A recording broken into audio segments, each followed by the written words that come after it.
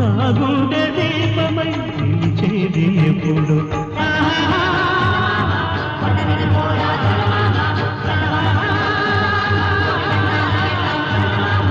ఈవేయి తెల్లారని చందమామ మా గుబులు చల్లారని చందమామ చందమామ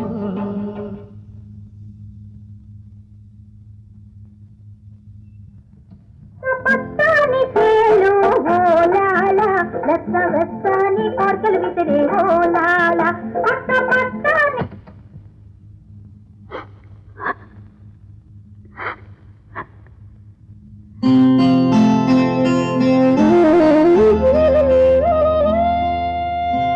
ఏమంటే మీ గుండెల్లో నా మీద ఎంత ప్రేమ గౌరవం ఉన్నాయో తెలుసుకోలేకపోయాను. మిమ్మల్ని అవమానించి అనుమానించి చివరికి నా సాక్ష్యంతోనే మిమ్మల్ని జైలుకు పంపించాను. నా సర్వస్వం అర్పించి మిమ్మల్ని కాపాడుకుంటాను. మీ భారీగా మీ తోడు నిలబడతానండి, మీ తోడు నిలబడతాను. ఆ మాటలన్నీ అతను బ్రతకుండగా చెప్తే బాగుండేది.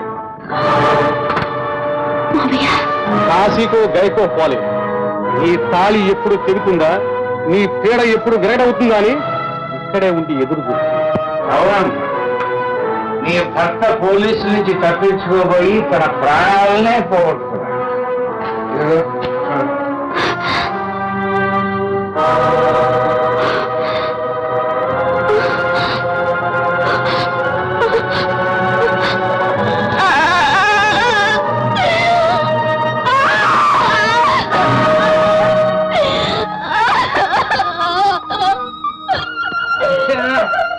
ఈ వార్తలు ఏదో గుండాకి చచ్చిపోతావు అనుకున్నాను.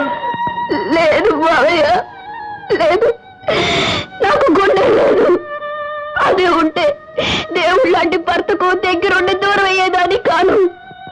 ఆయన దూరం అయ్యాక నేను బ్రతికుండేదాన్ని కాను, నేను బ్రతికుండేదాన్ని కాను. పర్లేదమ్మా, నువ్వేం బాధపడదు.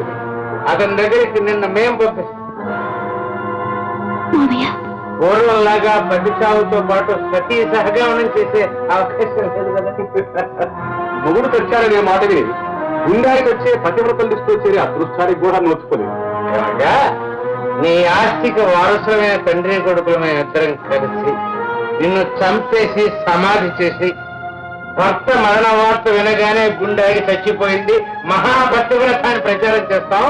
ఇంకా అవసరం అనుకుంటే నీ పేర ఒక పేరెంట్ స్తంభం కూడా నాకు. అయితే మీరిద్దరు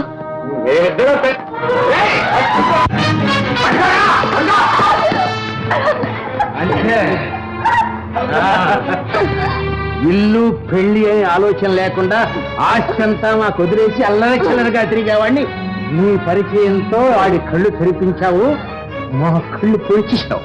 మిమ్మల్ని విడదీయాలని మేము ఏం చేసామో తెలుసా?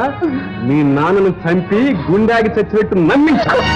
అయినా మా కమకాలి నువ్వు వాడినే పెళ్లి చేసుకున్నావు.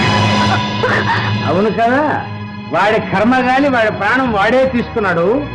ఇక మిగిలింది నువ్వు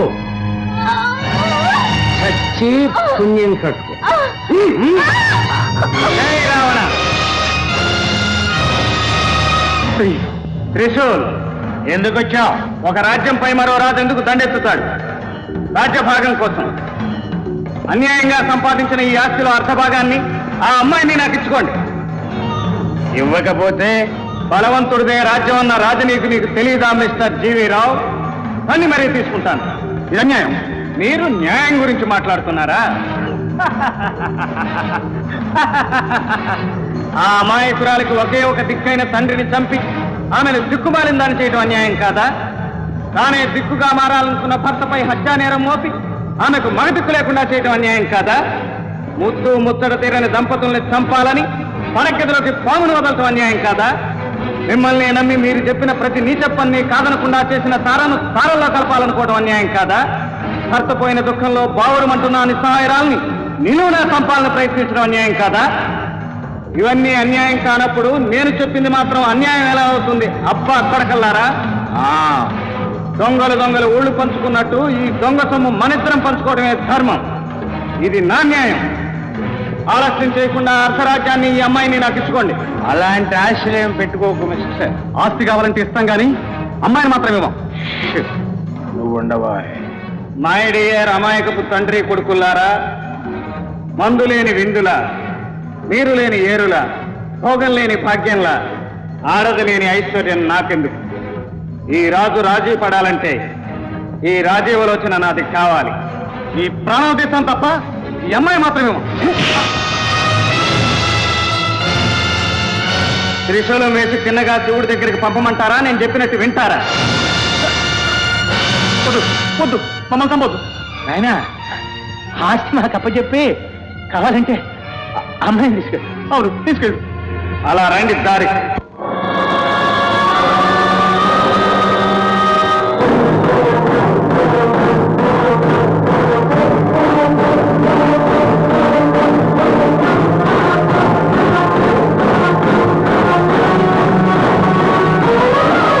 కోటితో పోయేదాన్ని గొడ్డల దాకా తెచ్చాం. తడగా పోయే గొడ్డల్ని మెడ మీదకి తెచ్చుకున్నాం. అయినా నేను నిన్ను దక్కించుకున్నాను. కానీ పాచికల్లో గెలుచుకున్న ద్రౌపదిలా వస్త్రాపహరణం చేయను. పాణిగ్రహణం చేస్తాను. హలో,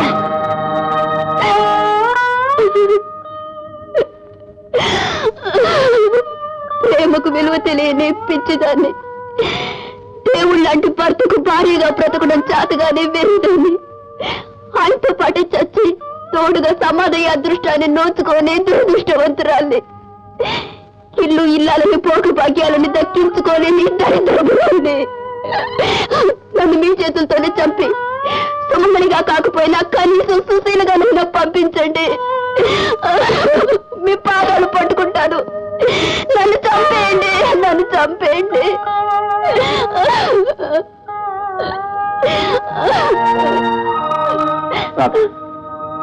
పంతంతో మొదలైన ప్రణయం పండంటి కాపురం అవుతుందంటారు పెద్దలు.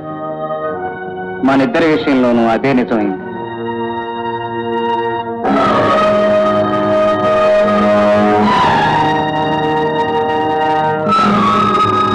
నేనే రాధ, నీ కృష్ణన్.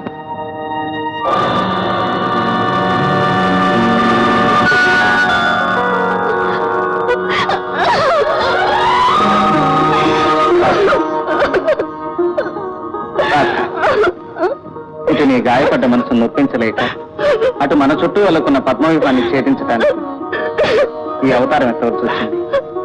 చచ్చి బ్రతకాల్సి వచ్చింది. చచ్చిన వాడు ఎప్పుడు బ్రతకూడదు నాయన. బాబాయ్, అవతారం ఎత్తడం నీకు తెలిస్తే ఆ అవతారాన్ని ఎలా అంతం చేయాలో నాకు తెలుసు.